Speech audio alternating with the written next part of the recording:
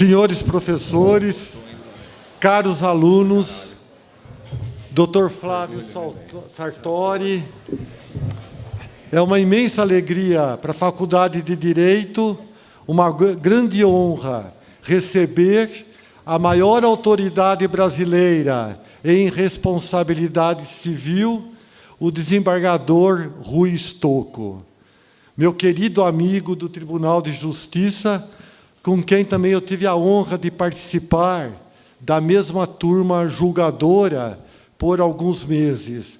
Depois, de medo dos votos dele, eu mudei de Câmara. Esse encontro é promovido por Sartori Advogados, que, para comemorar os 25 anos de fundação do escritório, e justamente até por intermediação do nosso professor Wagner, para realizar esta celebração, em vez de fazer uma coisa mais íntima lá no escritório, resolveu nos presentear com esta palestra do professor Rui Stocco. Então, não vou perder mais tempo, vamos ouvir, então, o nosso caríssimo desembargador Rui Stocco.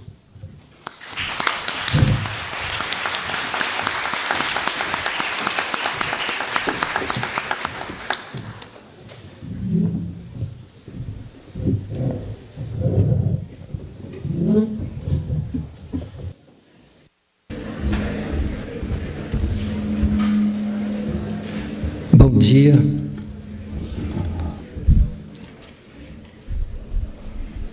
É um prazer muito grande estar aqui hoje na PUC, lembrando do meu tempo de faculdade, o quanto eu fui feliz e não sabia. Então, ao mesmo tempo que cumprimento a mesa, meus amigos, eu cumprimento também os alunos, na certeza de que vão manter o prestígio dessa universidade, que é uma instituição conhecida mundialmente pela sua qualidade. Eu venho aqui, certamente, não para ensinar nada a ninguém. Eu venho trazer alguns aspectos no campo da responsabilidade civil, mas sem a pretensão de dar uma aula, não é o caso. Apenas alguns pontos que me parecem interessantes, que eu quero, então, dividir isso com todos vocês. Fico muito feliz de ver o comparecimento e o interesse de todos vocês.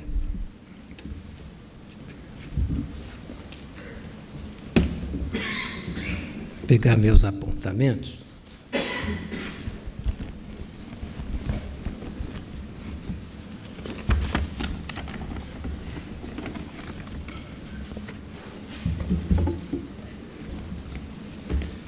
Esse Código Civil eu não posso mostrar para ninguém de tão velho que ele está.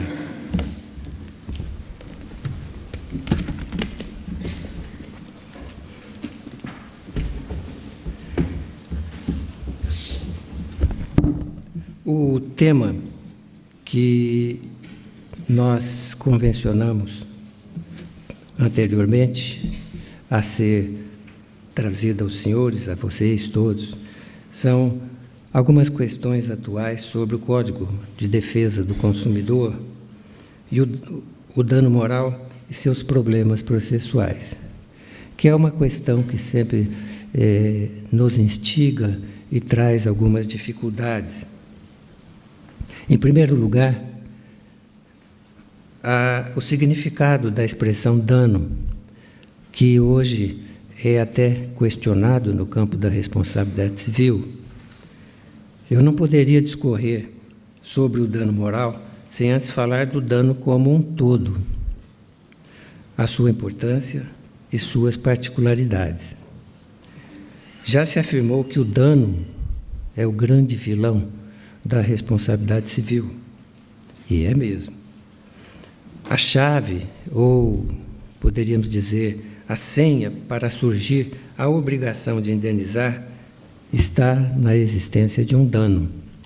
Sem o dano, nós estamos diante do nada em termos de responsabilidade.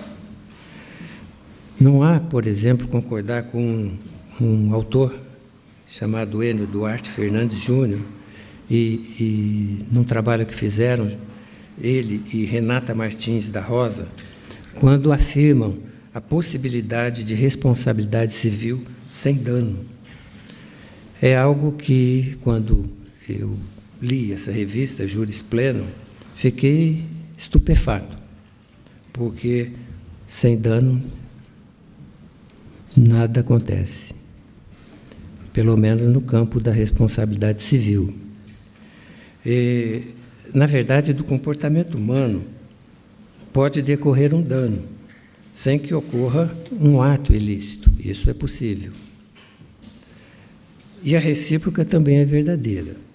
Pode existir este ato ilícito sem que dele decorra um dano. Além disso, o dano não se evidencia nem assume relevância se não decorrer de um comportamento considerado ilícito, porque o comportamento normal não leva a responsabilizar em qualquer âmbito.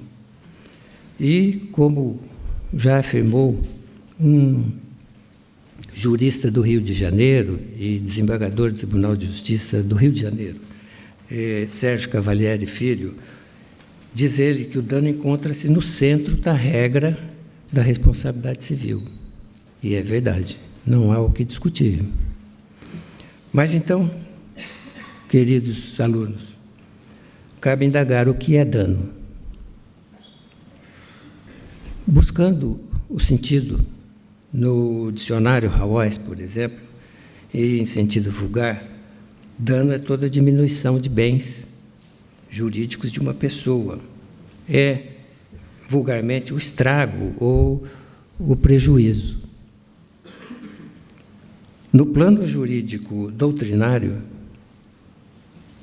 a expressão deriva do latim damnum, ou seja, todo mal ou ofensa que uma pessoa pode causar a outra.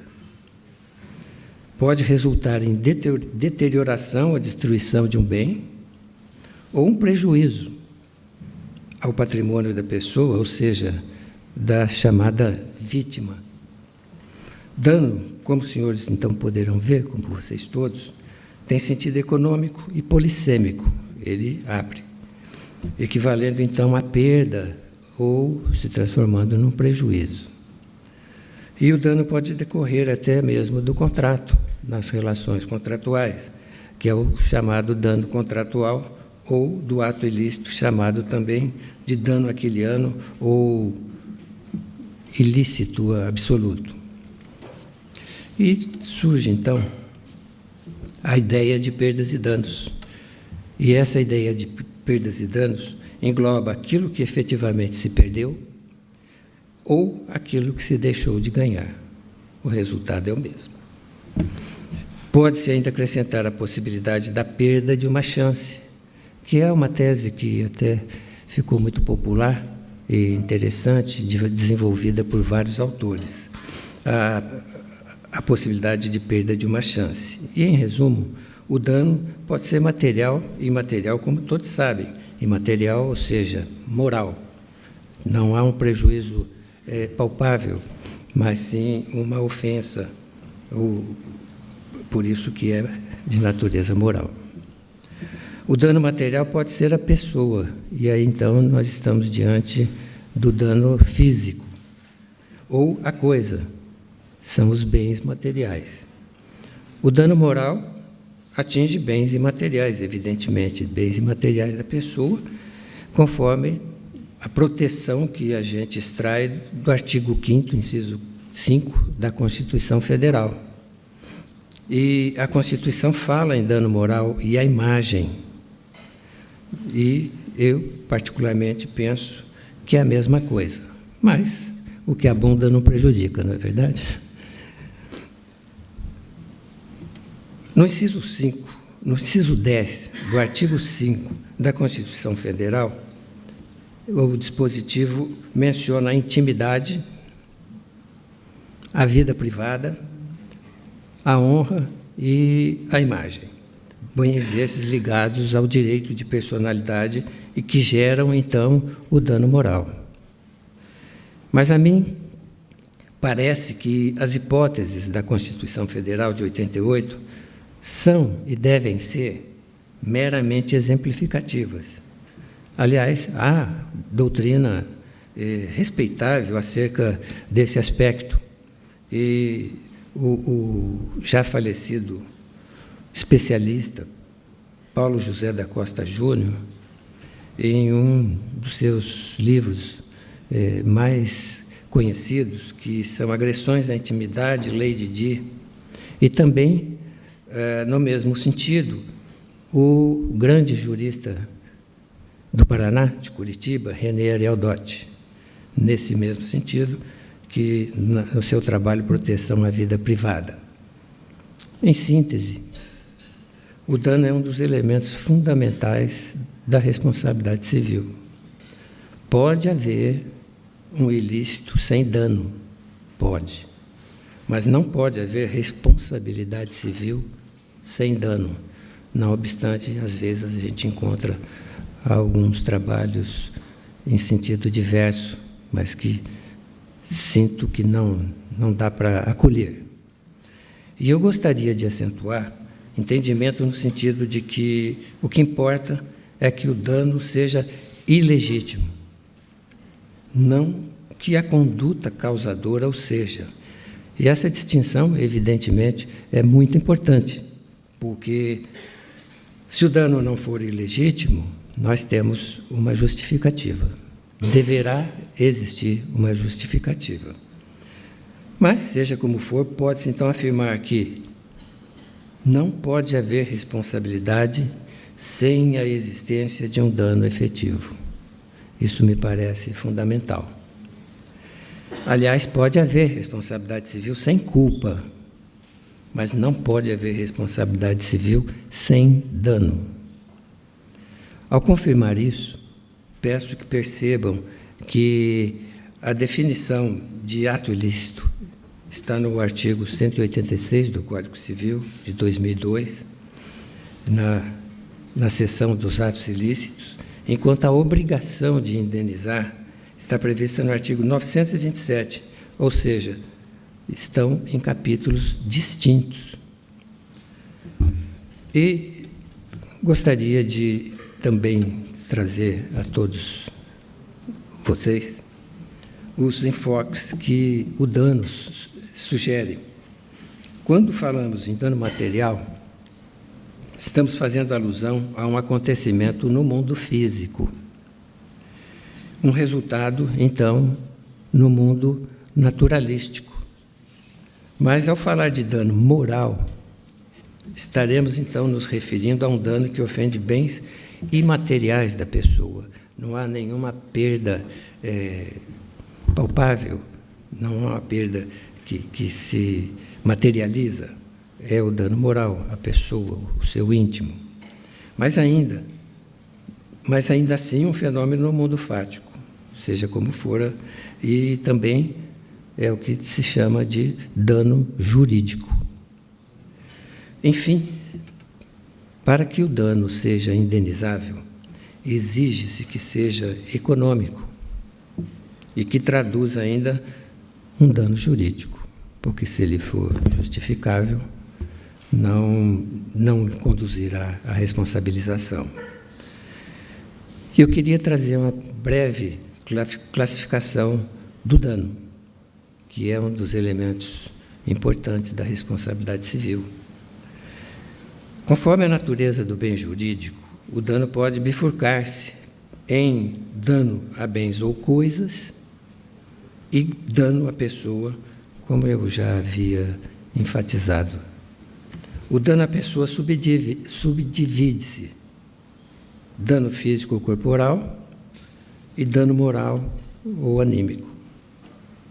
Essa é a grande divisão. Apresentando o dano valor econômico, tem-se as categorias de dano patrimonial, econômico ou material. E também dano extrapatrimonial, também denominado de dano moral. Mas não se pode também confundir dano civil com dano criminal.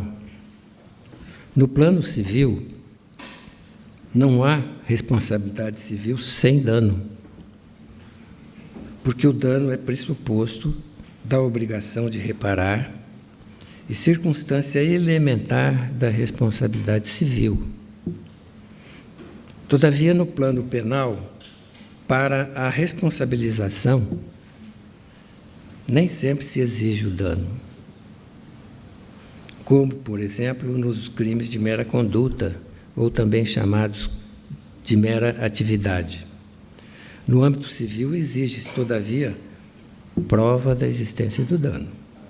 Isso porque não se admite o dano incerto, improvável ou eventual, muito menos o dano chamado, que chamam condicionado, ou dano hipotético. E então, gostaria de tecer algum comentário acerca da reparação do dano moral, porque todos sabem que o dano moral, na verdade, é um não dano. Eu vou falar, então, dos punitivos da margem, que é a teoria do valor do desestímulo. Se o dano moral se indeniza com retorno ao status quo ante, quando é possível, se o dano material, né, se indeniza com retorno ao status quo ante, o dano moral se compensa com uma certa quantia em dinheiro. Ela é mais ou menos aleatória. A sua fixação fica ao arbítrio do julgador. É que o dano moral não tem equivalência patrimonial ou expressão matemática. O não dano, como dizia o notável e já falecido jurista Walter Moraes. Em compensação, essa compensação é feita aleatoriamente, pois a lei não fixa valores ou limites, nem mesmo critérios. Se fizerem uma pesquisa do mesmo tema, sobre a questão da responsabilidade civil, de dano moral, e pesquisar, por exemplo, no Superior Tribunal de Justiça, vão perceber a grande diversidade de fixações. Não há, procura-se, às vezes, estabelecer algum critério, mas há ações em que se fixa o dano moral no valor muito baixo e outras em que o valor é extremamente alto. Nós não temos critério fixo nem tabela para a fixação do dano moral, ao contrário do dano material, que é o que se perdeu, materialmente, o prejuízo daquilo que se perdeu. De sorte que o julgador precisa ser cuidadoso e atento. Deve obedecer ao que se chama de binômio do equilíbrio. Ou seja, a compensação não deve ser fonte de enriquecimento para quem recebe, nem causa de ruína para quem dá. Esse é o equilíbrio que se exige. Mas também não pode ser tão apequenada que não sirva de desestímulo ao ofensor, ou tão insignificante que não compense e console o ofendido. E aqui, então, podemos aplicar a chamada teoria do desestímulo. Eu queria trazer aos colegas as hipóteses casuísticas de reparação do dano moral, porque o dano moral encontra previsão na Constituição Federal, mas nós não temos tabela, nós não temos fixação certa, a lei não nos revela nada. Eu queria observar, então, inicialmente, que o artigo 949 do Código Civil timidamente admite a reparação do dano material e moral cumulados. E eu disse timidamente, porque não é com reforço, não é uma tese ou uma conduta que a lei estabelece. O artigo 949 diz: no caso de lesão ou outra ofensa à saúde, o ofensor indenizará o ofendido das despesas do tratamento e dos lucros cessantes até o fim da convalescença, além de algum outro prejuízo que o ofendido prove haver sofrido. Mas vejam, curiosamente, eu li o artigo 949. Curiosamente, o artigo seguinte, 950, volta a ser restritivo, como que uma contradição, dizendo: se da ofensa resultar defeito pelo qual o ofendido não possa exercer o seu ofício ou profissão, ou se lhe diminua a capacidade de trabalho, a indenização, além das despesas do tratamento e lucros cessantes, até o fim da convalescença, incluirá pensão correspondente à importância do trabalho para que se inabilitou ou de depreciação que ele sofreu. E o parágrafo único diz que o prejudicado, se preferir, poderá exigir que a indenização seja arbitrada e paga de uma só vez. A mesma norma assegura a pensão mensal e nada mais. Ora, essa disposição que eu li, o artigo 950, deve ser interpretada em conjunto com o artigo 949 do Código Civil, sob pena de absoluta incoerência. Se lá no 949 do Código Civil assegurou-se o dano moral, cumulado com o dano material, nada justifica a restrição daquele artigo 950 que eu li para os senhores. Quanto ao parágrafo único do artigo 950, que fala do pagamento de uma só vez, eu também faço acerbas críticas ao preceito e entendo que ele nem deveria existir, deveria ser extirpado do Código Civil. Para mim, é de todo inconveniente e injusto, causando distorções graves. Ele vai contra a vítima.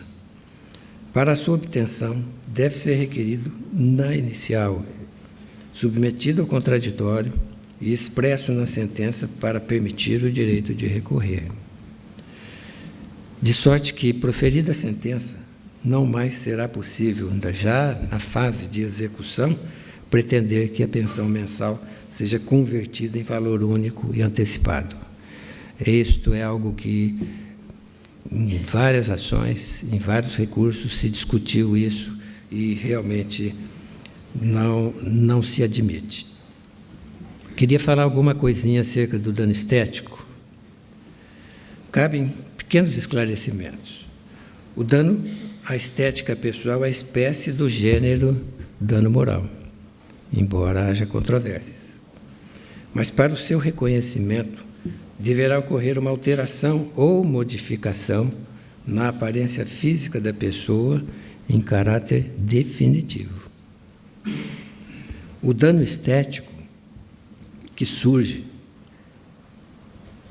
dano moral, que sugere dano moral, poderá converter-se em dano material, se a alteração da pessoa puder ser corrigida, porque se ele tiver uma lesão irreversível, ele terá a reparação com relação a esse aspecto. Mas, se houver possibilidade de restabelecimento, então nós falaríamos num outro tipo de indenização de natureza material. Eu queria trazer também algumas hipóteses de reparação do dano moral, que é uma das questões difíceis para se chegar a valores e a critérios, como todos podem ver fazendo uma pesquisa no Superior Tribunal de Justiça. Não há critérios fixos.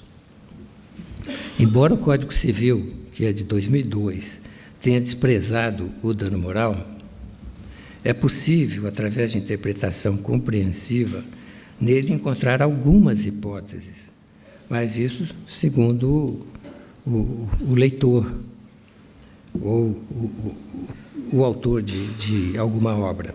Por exemplo, o artigo 940 faz menção ao pagamento do dobro do que o credor houver cobrado na hipótese de dívida já paga. Portanto, é valor fixo. Isto porque, nesse caso, o devedor cobrado indevidamente não sofreu prejuízo material algum. O artigo 948 do Código Civil, que trata do homicídio, que é a reparação do dano emergente, o dano emergente, ou seja, despesas com tratamento funeral e luto de família, e prestação de alimentos, sem excluir outras reparações, o que sugere também a norma o dano moral. O artigo 949 do Código Civil trata da lesão ou outra ofensa à saúde. Também estabelece dano material, que são as despesas com tratamento e lucros cessantes, com a ressalva que a lei faz, aspas, além de algum outro prejuízo que o ofendido prove haver sofrido. Isso nada mais é do que o dano moral. O artigo 953, parágrafo único do Código Civil, embora nos casos de calúnia, difamação e injúria, a indenização prevista seja de dano material, quando se faz menção, aspas, dano que delas resulte ao ofendido, o parágrafo único dispõe: se o ofendido não puder provar prejuízo material, caberá ao juiz fixar equitativamente o valor da indenização na conformidade das circunstâncias do caso. Muito vago. Está se referindo, todavia, evidentemente, ao dano moral. O artigo 954 do Código Civil prevê a reparação do dano moral apenas subsidiariamente. Por quê? A sua redação diz que a indenização por ofensa à liberdade pessoal consistirá no pagamento de perdas e danos que sobrevierem ao ofendido, e se este não puder provar prejuízo, tem aplicação o disposto parágrafo único do artigo antecedente, e então converte em dano moral. Está, então, sem dúvida, fazendo alusão a esse dano moral, como o fez já no artigo anterior, 953, ao qual o 954 faz remissão. Também o assédio sexual, que passou a condição de crime no artigo 216-A do Código Penal, não tem previsão no Código Civil de 2002, infelizmente. O mesmo ocorre com o assédio moral, que hoje é tão conhecido e ocorrente, do qual o bullying é uma particularização. Notem que vem ganhando força e foros de aceitação, mas que ainda não mereceu a atenção necessária no plano doutrinário. Essa questão que eu levantei do bullying vem sendo desenvolvido alguns aspectos de assédio moral pela Justiça do Trabalho. Interessante que na Justiça do Trabalho, e não é falar mal, é o maior número de ocorrências de assédio moral. A nossa legislação, nesse aspecto, aparta-se dos países mais avançados que protegem a pessoa humana em casos tais. Seja como for, tendo em vista que a ofensa à liberdade sexual da pessoa subsume-se no inciso 10 do artigo 5º da Constituição Federal, o seu resguardo ali, nesse dispositivo, encontra proteção e garantia de reparação. Queria falar alguma coisa com relação ao dano moral e o Código de Defesa do Consumidor. O Código do Consumidor assegurou a reparação do dano moral, expressamente no seu artigo 6º, que diz: são direitos básicos do consumidor Inciso 6. A efetiva prevenção e reparação de danos patrimoniais e morais individuais, coletivos e difusos. Essa norma guarda coerência e afinidade com o artigo 5º, inciso 10 da Constituição, que eu tenho feito menção várias vezes, e também com o inciso 32 da mesma Carta, que impõe o dever do Estado de promover a defesa do consumidor. É uma disposição que está na Constituição Federal. E essa defesa não é retórica, há de ser efetiva, pois essa segurança, essa garantia está reiterada no artigo 170, inciso 5, da mesma Constituição Federal. Vejam que o artigo 6º do Código de Defesa do Consumidor apenas reiterou aquilo que a Constituição já havia assegurado. Mas o que abunda não prejudica, não é verdade? Assim, fez, contudo, para espancar qualquer dúvida. Buscou, então, assegurar efetiva proteção aos consumidores, entregando-lhe arma eficiente para a defesa de seus direitos. E mais do que isso, visou principalmente fixar o alcance, a dimensão da garantia e os meios necessários para torná-la efetiva. Há algumas questões, alguns problemas processuais e de competência que eu gostaria de discorrer. No plano da responsabilidade civil, a ação judicial deve ser proposta segundo as circunstâncias do fato. A regra, todavia, está no artigo 53, inciso 4 do Código de Processo Civil de 2015, que é o lugar do ato ou do fato, ou o fato. Todavia, nas ações de reparação de dano decorrente de crime ou acidente de veículos, a competência será do foro, do domicílio do autor ou do local do fato. E essa escolha é da vítima, ou seja, do autor da ação. A súmula vinculante 22 do Supremo Tribunal estabelece que a Justiça do Trabalho é competente para processar e julgar as ações de indenização por danos morais e patrimoniais decorrentes de acidentes de trabalho propostas por empregado contra o empregador. E também temos, com relação ao Código de Defesa do Consumidor, uma ampliação de incidência. Notem que o Superior Tribunal de Justiça vem prestigiando com bastante ênfase o Código do Consumidor, alargando cada vez mais o seu espectro de abrangência. Esse alargamento é constante. Até na responsabilidade civil por acidente aéreo, o STJ vinha afastando a legislação específica, que é o Código Brasileiro de Aeronáutica. Mas, recentemente, há bem pouco tempo, isto começou a mudar em uma ação e um recurso que está no Supremo Tribunal. E, possivelmente, vai prestigiar a nossa legislação, que não havia até agora.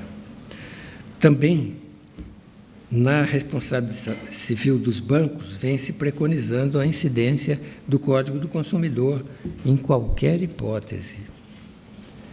Bem, se não estiverem muito cansados, eu gostaria de enumerar alguns critérios para a fixação do valor do dano moral, porque no campo da responsabilidade civil, o que mais tem surgido, as grandes dificuldades, é justamente a fixação do quantum da reparação, até porque esta matéria pode ser revista pelo Superior Tribunal de Justiça. Uma dessas grandes dificuldades no plano da responsabilidade civil, então, é buscar e ter coerência com a fixação de valor. Se a ofensa moral não é mensurável matematicamente, materialmente, então como fixar a indenização? É uma dificuldade.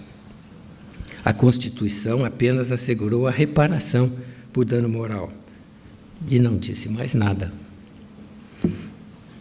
A ofensa moral não traduz desfalque no patrimônio, nem diminuição alguma. Ninguém perdeu nada, só foi ofendido. Em verdade, os valores ditos morais situam-se em outra dimensão, irreflexíveis ao patrimônio objetivo da pessoa. Já dizia o inesquecível e já lembrado Walter Moraes, que foi desembargador no Tribunal de Justiça, o dano não se avalia mediante cálculo matemático econômico, posto que o dano moral é, em verdade, um não dano. Atualmente, todavia, a tarifação é uma tendência, diante da enorme disparidade de fixações, às vezes com valores altíssimos e outras vezes com valores pífios, aviltantes. E cabe lembrar que a doutrina dos chamados punitive damages, ou seja, meio de reparação próprio da common law, e que recebeu na Inglaterra a primeira aplicação em 1763. Essa teoria, contudo, ganhou notoriedade e intensa aplicação nos Estados Unidos da América. O objetivo do chamado punitive damage, ou exemplare damage, é a sanção a título de dano moral para advertir e inibir, para que sirva de exemplo não somente para o causador do dano, e também para advertir para o futuro. Não guarda qualquer relação com a intensidade da ofensa ou do dano moral. Mas, todavia, atualmente essa teoria e a imposição de valores altíssimos, sem compromisso com qualquer critério, encontra-se em franco declínio nos Estados Unidos da América. Aquelas fixações vultuosas, aos poucos, vêm sofrendo uma diminuição. Bom, mas não há negar que essa questão é verdadeiramente angustiante, porque esse critério, aplicado indiscriminadamente, coloca em perigo princípios fundamentais de sistemas jurídicos, posto que a lei é a sua fonte normativa. A tendência atual, como dito, é a aplicação do binômio punição-compensação, mediante o que se chama de a teoria do valor do desestímulo. A doutrina também faz menção ao binômio punição e prevenção.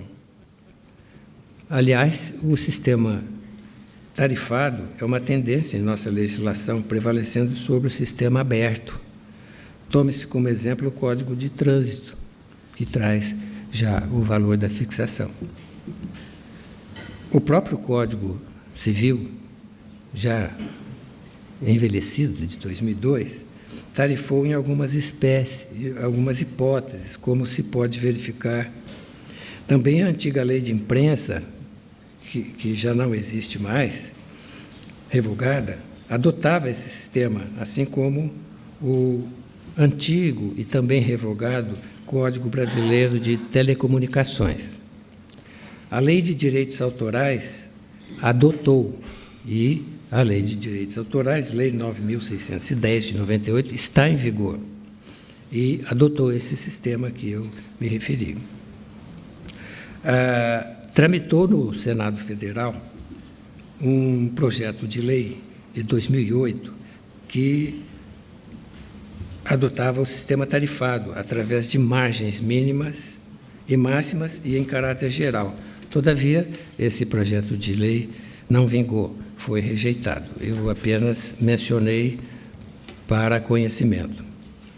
Esse projeto de lei foi redigido por uma advogada procuradora do Estado de São Paulo, e sobre o qual eu me manifestei como membro do Pacto Republicano, com algumas sugestões, mas também este projeto não vingou. O projeto de lei 3.779 de 97 do Senado que dispõe sobre o direito de resposta, utilizou-se do sistema tarifado para a fixação de valor. A Lei 6.453, de 77, que dispõe sobre os danos nucleares, utiliza o mesmo sistema tarifado.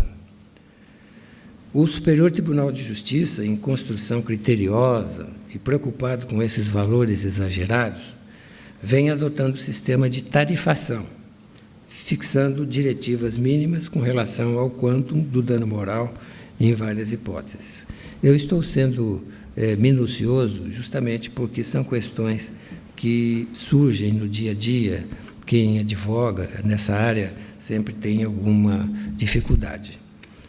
E, continuando, o STJ, abrindo uma exceção à sua súmula 7, vem revendo esses valores em recursos especiais e fixando valores para servir de paradigmas, de sorte que, ao longo do tempo, teremos como que uma tabela de valores. Pode ser bom para a coerência e pode ser ruim, às vezes, em casos isolados. E é o que se verifica, isso que disse, um excepcional trabalho de Zé Roberto Ferreira Gouveia e Vanderlei Arcanjo, publicado na Revista Jurídica de Porto Alegre. Mas, já chegando o momento de encerrar, eu gostaria de dar um exemplo significativo do que vem ocorrendo. Suponha-se a hipótese de protesto indevido de título, coisa corriqueira. Há inúmeras decisões nas quais o juiz, na hipótese de protesto indevido de título, estabelece como reparação do dano moral tantas vezes o valor desse título. Geralmente, o que a gente vê é de 10 vezes aquele valor. Se o valor do título for de R$ 150, nós teremos uma condenação de R$ 1.500, que é razoável. Todavia, se o valor desse título for de R$ 150 mil e utilizado o mesmo critério, nós teremos uma condenação de nada menos do que R$ 1.500.000. Há desproporção, como vocês podem verificar, tanto para mais como para menos nesse critério, de sorte que está fazendo falta um critério mais lógico. Por fim, apenas como recordação, eu quero observar que o Código Civil prevê inúmeras hipóteses de dano moral. Confiram-se exemplificativamente os seguintes artigos do Código Civil de 2002. No artigo 940, nós temos a demanda por dívida já paga. No 952, a usurpação ou esbulho alheio. No 953, parágrafo único, na reparação, na calúnia, difamação e injúria. E mais algumas que podem ser encontradas. Essas, meus queridos amigos, as considerações que me pareceram interessantes, mas também um número de informação grande que eu não gostaria de atrapalhar ninguém ou falar muito mais do que isso sem necessidade, de sorte que a minha exposição possa não servir para os fins a que eu gostaria de conseguir. Muito obrigado. É um prazer estar aqui.